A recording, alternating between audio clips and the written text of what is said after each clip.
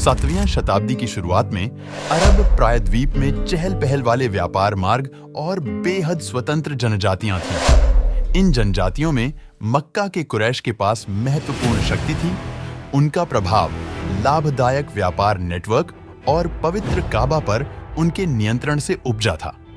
फिर भी इस प्रभुत्व को जल्द ही पैगंबर मोहम्मद के नेतृत्व में मुसलमानों के एक नवजात लेकिन बढ़ते समुदाय द्वारा चुनौती दी जानी थी। इन समूहों के बीच तनाव 622 आई में हिजरा के बाद एक महत्वपूर्ण बिंदु पर पहुंच गया, जब मोहम्मद और उनके अनुयायी निरंतर उत्पीड़न से बचने के लिए मक्का से मदीना चले गए। तो चलिए बिना देर किए शुरू करते हैं।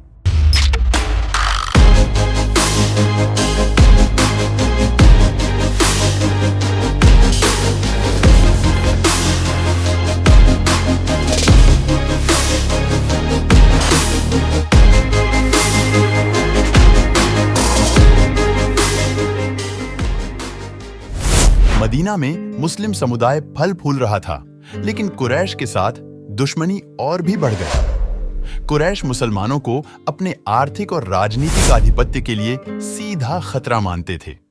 जवाब में मुसलमानों ने कुरैश के व्यापारिक कारवां को निशाना बनाना शुरू कर दिया, ताकि उनसे जो छीना गया था उसे वापस पा सकें और अपने विरोधियों को कमजोर कर सकें।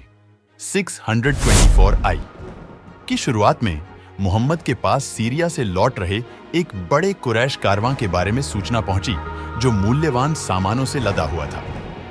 एक महत्वपूर्ण अवसर को पहचानते हुए मोहम्मद ने तुरंत 313 पुरुषों की एक छोटी लेकिन दृढ़ सेना को संगठित किया। इस विविध समूह में मुहाजिरुन शामिल थे, जो मोहम्मद के साथ चले गए थे, और अंसार, जो मदीना के मूल निवासी थे, जिन्होंने इस्लाम अपना लिया था। अपनी कम संख्या और सीमित उपकरणों के बावजूद मुस्लिम लड़ाके अपने विश्वास और ईश्वरीय सहायता के वादे से एकजुट थे। वे व्यापार मार्ग के साथ एक रणनीतिक स्थान बद्र में कारवां को रोकने के लिए आगे बढ़े।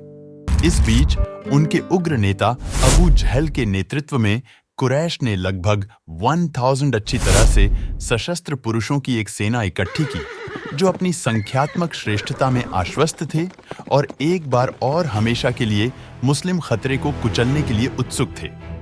17 मार्च 624 आई की सुबह दोनों सेनाएं बद्र के कुओं पर एक दूसरे से भिड़ गईं। संख्या में कम होने के बावजूद मुसलमानों ने जल स्रोतों को नियंत्रित करके एक महत्वपूर्ण लाभ हासिल कर लिया था।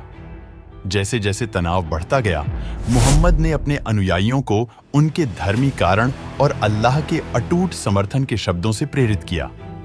युद्ध पारंपरिक अरब एकल युद्ध से शुरू हुआ, जहां प्रत्येक पक्ष के चैंपियन द्वंद्व युद्ध में लगे थे।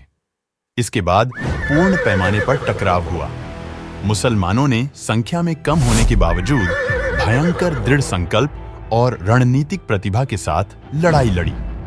इस्लामी परंपरा के अनुसार मुस्लिम सेनानियों की सहायता के लिए फरिश्ते उतरे, जिससे उनका मनोबल और संकल्प और अधिक बढ़ गया। जैसे जैसे युद्ध आगे बढ़ा, मुसलमानों का संकल्प और सामरिक कौशल कुरैश सेना पर हावी होने लगा। शुरू में अपनी बेहतर संख्या पर भरोसा करने वाले कुरैश मुस्लिम योद्धाओं की क्रूरता और प्रतिबद्धता से हैरान रह गए। अबू जहल सहित प्रमुख कुरैश नेता युद्ध में मारे गए और कई अन्य को पकड़ लिया गया। बद्र में जीत न केवल एक महत्वपूर्ण सैन्य विजय थी, बल्कि मुस्लिम समुदाय के लिए एक गहन आध्यात्मिक और मनोवैज्ञानिक बढ़ावा भी थी। युद्ध की लूट ने मदीना में मुसलमानों की आर्थिक स्थिरता को मजबूत करते हुए बहुत जरूरी संसाधन प्रदान किए। बद्र की लड़ाई के दूरगामी परिणाम थे। इसे मोहम्मद की नबी होने और इस्लाम की सच्चाई की दिव्य मान्यता के रूप में देखा गया। जीत ने मुस्लिम समुदाय की एकता और आत्मविश्वास को मजबूत किया, जिससे अरब प्रायद्वीप से अधिक धर्मांतरित और सहयोगी आकर्षित हुए।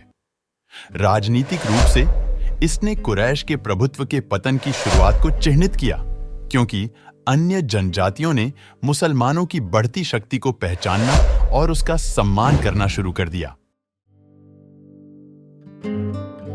इस युद्ध ने मोहम्मद को न केवल एक आध्यात्मिक मार्गदर्शक के रूप में बल्कि एक सक्षम और प्रेरक सैन्य कमांडर के रूप में भी स्थापित किया।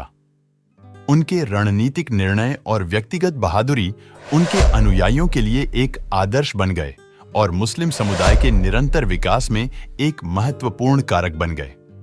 बद्र की विरासत दुनिया भर के मुसलमानों को प्रेरित करती रहती है। इसे कुरान और इस्लामी परंपरा में विश्वास, लचीलापन और ईश्वरीय समर्थन के प्रतीक के रूप में याद किया जाता है। बद्र में जीत को विश्वास की शक्ति और भारी बाधाओं के खिलाफ एक प्रतिबद्ध समुदाय की जीत के प्रमाण के रूप में देखा जाता है।